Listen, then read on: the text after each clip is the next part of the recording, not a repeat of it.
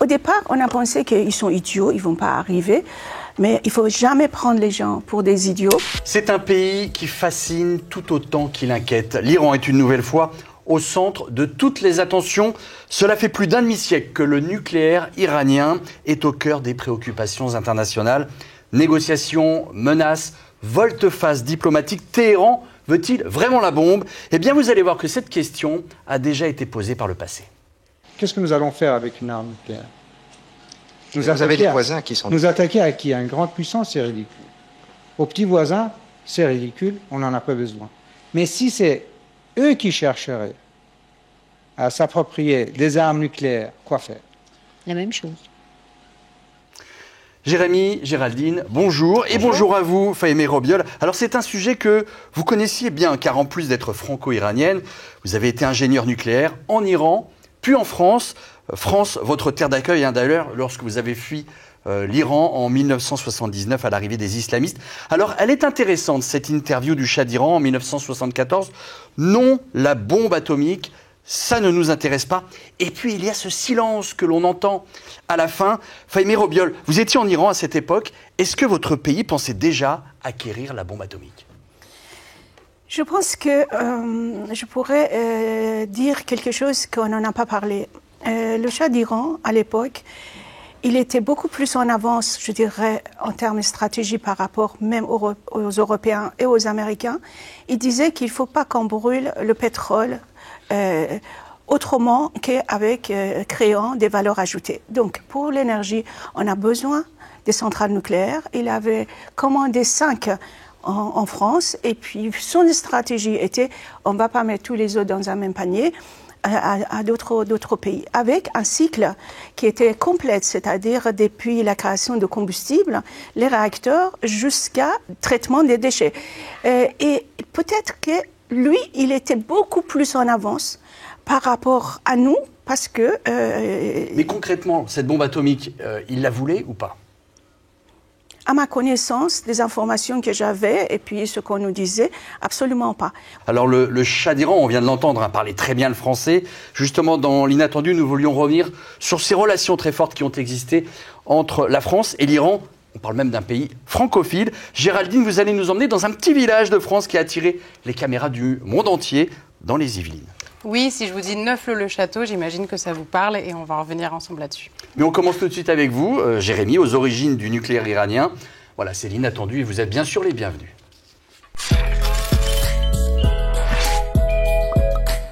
L'Iran ne doit jamais avoir l'arme nucléaire. Ça n'est pas moi qui le dis, c'est la ligne de conduite du président Emmanuel Macron, rappelée ces derniers jours.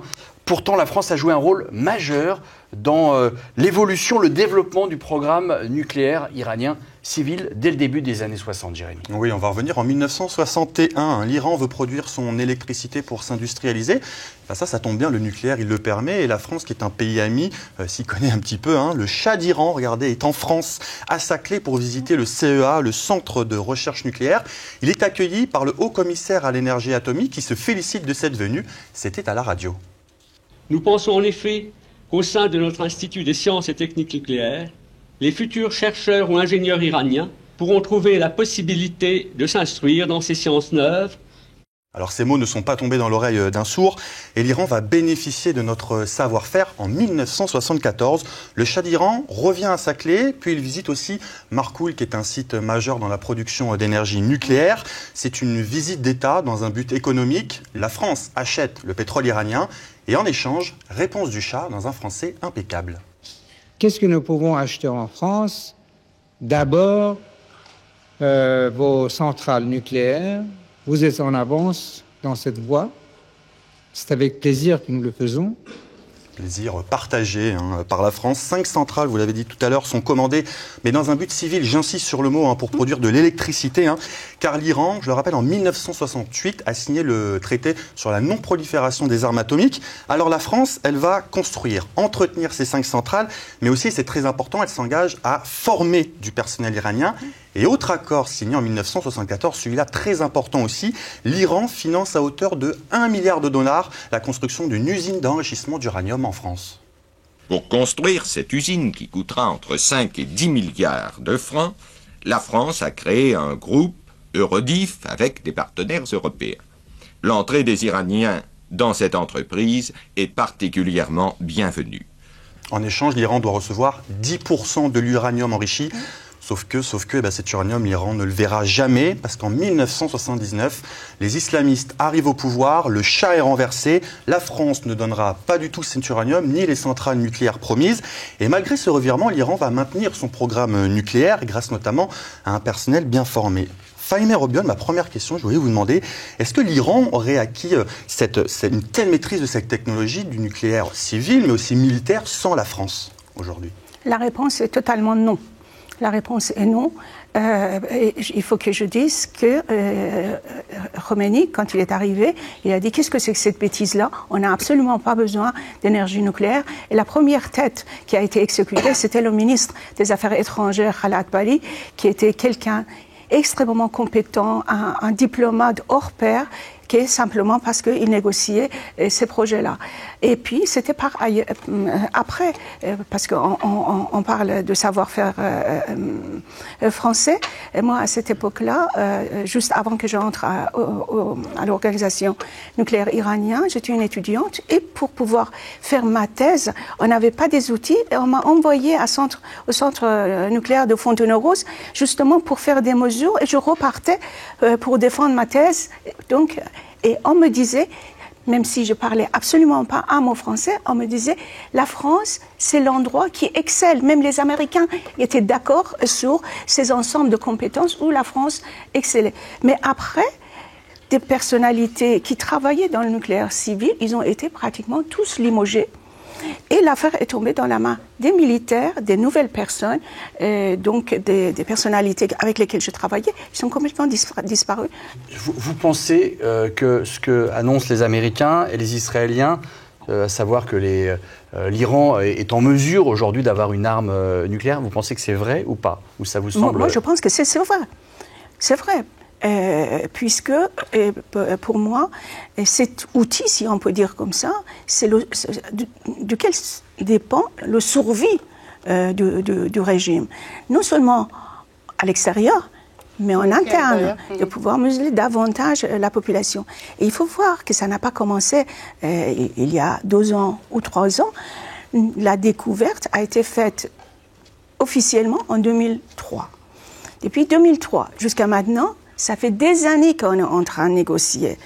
Mais avec la compromission, si je peux employer ce mot-là, plus on allait dans le temps, plus ils développaient. Au départ, on a pensé qu'ils sont idiots, ils ne vont pas arriver. Mais il ne faut jamais prendre les gens pour des idiots parce qu'ils ont pu travailler d'abord avec les Pakistanais et puis très rapidement avec les Russes et avec les Corées du Nord. Ils ont acheté les centrifugeuses de l'Allemagne parce qu'ils pensaient que les Allemands ont dit bon, ça c'est bien l'argent, mais ils ne vont jamais arriver. Et là maintenant, on est devant un dilemme extraordinaire, compliqué. Alors on va s'intéresser maintenant à la proximité franco-iranienne. Elle est aussi culturelle et vous en êtes d'ailleurs l'incarnation. En dehors des considérations géopolitiques, les relations franco-iraniennes se sont illustrées dans d'autres domaines. Des liens culturels et amicaux entre nos deux pays ont longtemps existé. Ludivine Lopez revient sur cette amitié passée. Vous êtes pour la France un ami, avait dit le chef de l'État français en accueillant le matin même le souverain d'Iran. Octobre 1961. Le Shah et l'impératrice d'Iran sont accueillis en amis à l'Élysée. Entre la France et l'Iran, l'amitié date du 19e siècle, mais elle s'est consolidée sous le règne de Mohammad Reza Pahlavi, un monarque francophone et résolument francophile. Ce qui se passe et ce qui se passera entre nos deux pays ne pourront être que dans l'esprit du resserrement de nos relations heureuses. Le Shah entend faire de l'Iran une nation aux mœurs occidentales, empreinte de culture française. L'Institut français de Téhéran, créé en 1946, y contribue largement.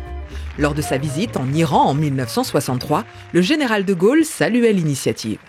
Vive l'Iran et vive la France! À cette époque, les échanges d'œuvres culturelles entre les musées français et iraniens sont fréquents. En Iran, les établissements scolaires français se comptent par dizaines. Parmi eux, le lycée Razi de Téhéran. Ancienne élève de l'établissement, la reine Farah inaugurait le nouveau bâtiment en 1966. C'est quelque chose qui consolidera encore plus les liens qui existent depuis longtemps, les liens culturels entre la France et l'Iran. Des liens culturels réservés à l'élite iranienne, tout comme les échanges universitaires favorisés par les deux pays. Cet étudiant en médecine faisait partie des rares privilégiés à étudier à Paris. Le meilleur souvenir que je garderai de mon voyage en France sera la gentillesse française. Les échanges universitaires et culturels, ainsi que les manifestations d'amitié entre la France et l'Iran vont perdurer, jusqu'en 1979, année de la révolution islamique. Fahimé Robiol, vous avez connu cette idylle franco-iranienne. Hein. On l'a vu d'ailleurs dans le reportage. La culture française, la francophilie était particulièrement présente dans les rues de Téhéran avant 1979. À quand remonte, selon vous, ce lien, ce rapprochement entre la France et l'Iran ? Je dirais au Moyen-Âge. On n'a pas les images. On n'a pas d'images. On peut venir vers Reza Shah, le père du Shah, qui avait une fascination pour la Révolution française, que c'est lui qui a envoyé un certain nombre d'officiers. Et puis après, son fils a continué pour être des officiers de haut niveau à Saint-Cyr. Alors, on l'évoquait à la fin du reportage, hein, les liens franco-iraniens ont duré jusqu'à la révolution islamique en 79. Sous le régime de l'ayatollah Khomeini, la culture occidentale est bannie. En 2016, le musée d'art contemporain de Téhéran œuvrait pour la réintroduire. Regardez. Ce sont des tableaux qui avaient disparu depuis plus de 30 ans, depuis la révolution islamique en Iran. Un fabuleux trésor que les Iraniens redécouvrent aujourd'hui dans un musée de Téhéran. Pendant 30 ans, c'est cet homme qui a veillé sur la collection cachée. Petit gardien de musée, devenu conservateur malgré lui. J'avais la responsabilité de ces œuvres. J'ai voulu les protéger comme mes enfants. Vraiment comme mes enfants. Je les aimais. Est-ce que vous pensez qu'un lien culturel aussi étroit que dans les années 70 puisse de nouveau exister entre la France et l'Iran ? Il faut voir qu'on ne peut pas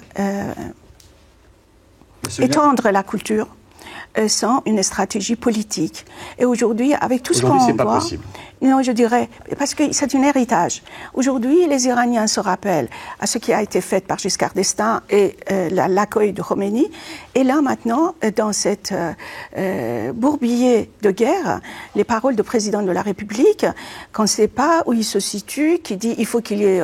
On n'est pas d'accord avec la bombe, mais il faut arrêter les frappes, sachant que on ne peut pas négocier avec un régime et qui est criminel, menteur, auquel on ne peut jamais faire confiance et corrompu.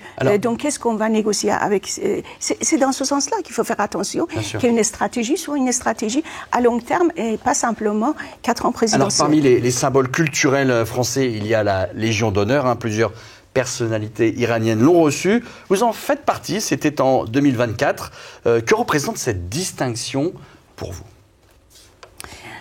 Alors, sincèrement, quand j'ai eu la nouvelle par un coup de fil de Jean-Michel Blanquer, j'ai pensé que, excusez-moi pour le terme, c'est une plaisanterie. Parce que je ne me voyais pas, qu'est-ce que j'ai pu faire pour mériter ça. Et pourtant, beaucoup de personnes me disaient, mais avec tout ce que tu fais au niveau de l'Afghanistan et tout ça, tu mérites, etc. Mais pour moi, c'est un honneur.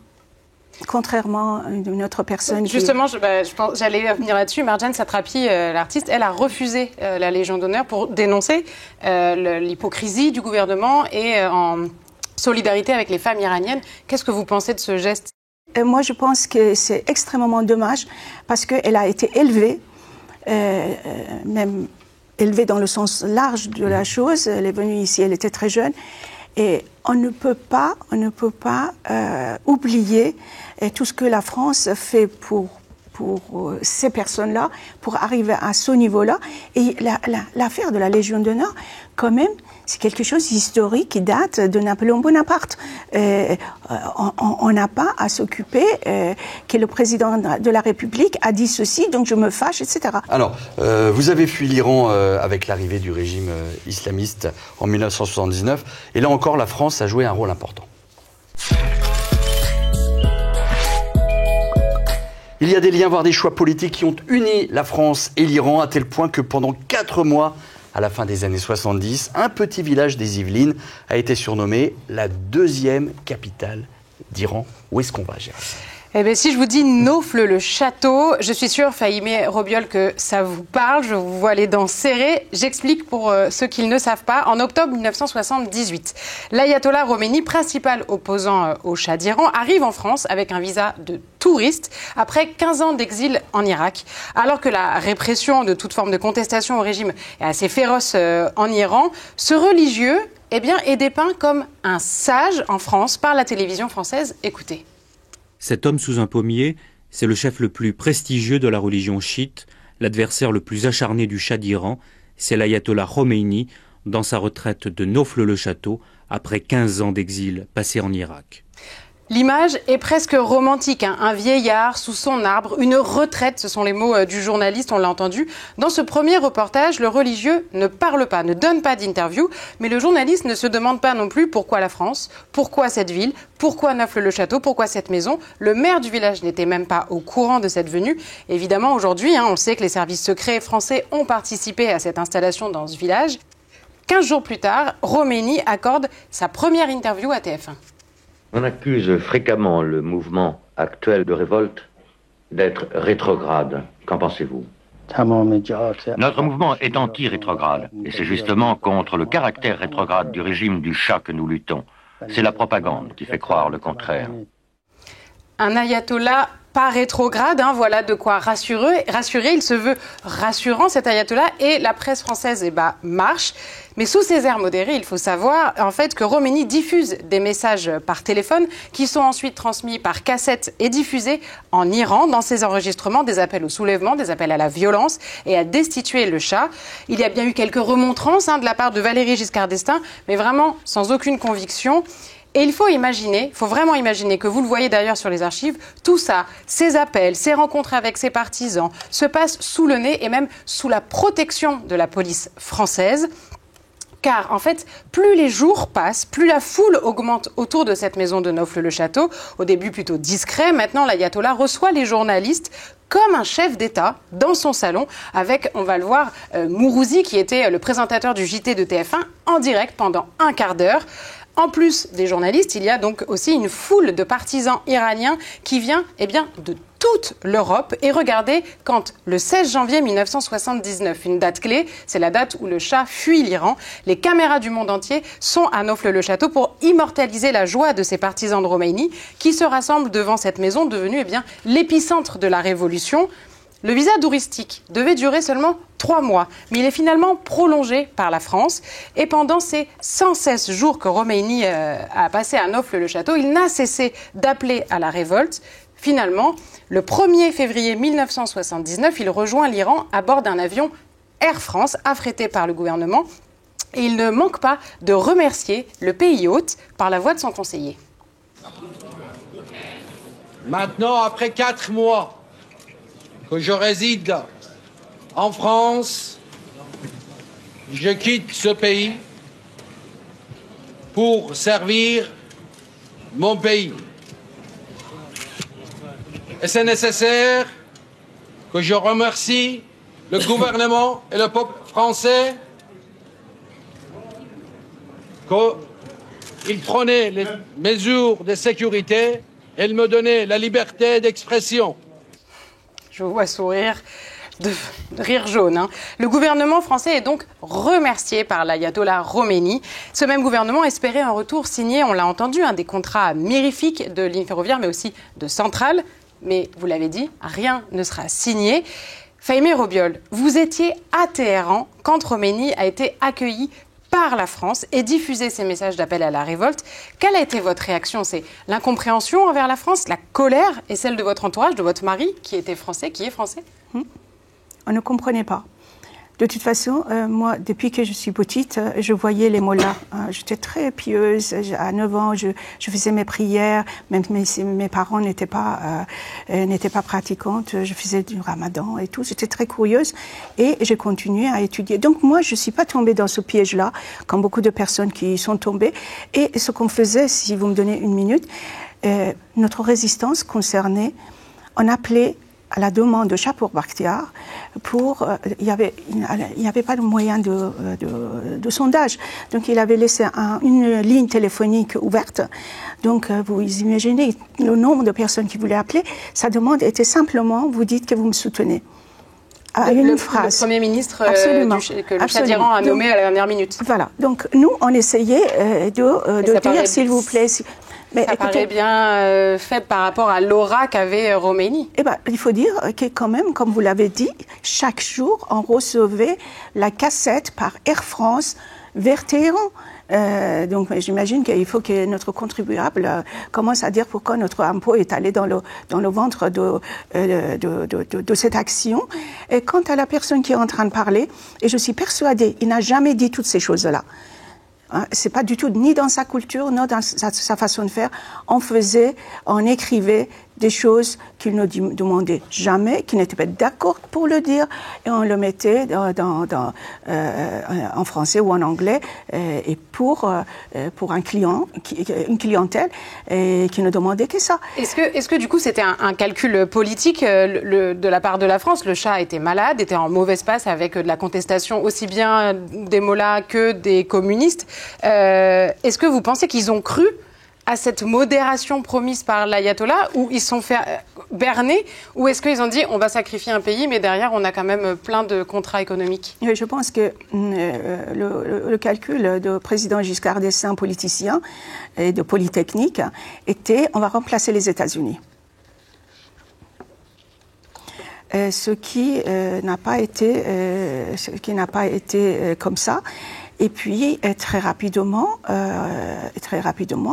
il a tourné la tête vers la Palestine. La première personne qui est arrivée en Iran, c'était Yasser Arafat, et reparti avec plein de sacs de dollars, parce que justement, les personnes qui ont commencé à réagir de façon militaire étaient ceux qui ont été entraînés dans les camps palestiniens. Donc, la France a fait, à mon avis, un calcul regrettable. Des choix politiques, en tout cas, qui ont encore des conséquences aujourd'hui. Fahimeh Robiol, on va se plonger dans l'Iran d'aujourd'hui, justement, à travers une archive. Et celle-là, c'est vous qui l'avez choisie. Le 16 septembre 2022, en Iran, Mahsa Amini, une jeune femme de 22 ans, meurt après avoir été arrêtée par la police des mœurs pour un voile mal ajusté. S'ensuit de nombreuses manifestations un petit peu partout dans le pays. Au moins 551 personnes ont été tuées selon l'ONU, et parmi elles, ce visage. Nika Shakarami avait 16 ans. Elle prenait plaisir à poser sans ce voile, symbole d'oppression. Look branché, elle aimait rire et chanter. Une adolescente de son époque. Le 20 septembre, elle est partie manifester à Téhéran au nom de sa liberté. Elle n'est jamais rentrée.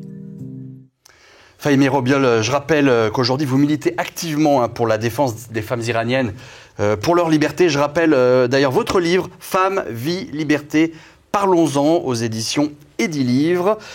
Pourquoi ce choix? Qu'est-ce qui vous a poussé à nous montrer, à nous remontrer cette archive?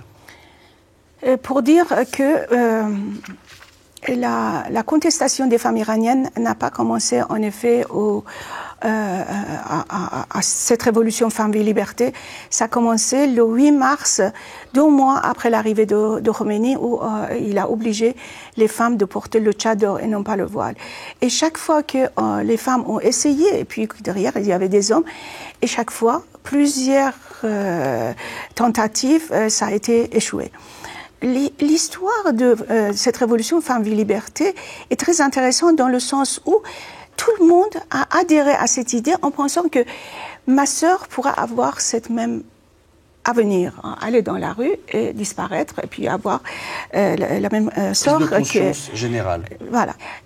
On a maintenant des personnes, femmes, hommes. Il faut dire que pour la première fois, je pense, dans l'histoire, mais pas seulement contemporain, il y a un mouvement où les hommes sont derrière et soutiennent les femmes. C'est dans ce sens-là qu'au niveau sociologie, c'est très important.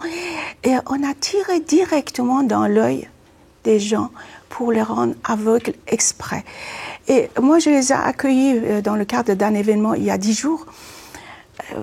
C'est l'avenir complet complètement détruit lorsque vous n'avez plus la possibilité de voir. Et tous ces traumas-là, c'est une continuité, mais néanmoins, ils sont courageux pour recommencer. C'est comme une vague qui va et qui vient.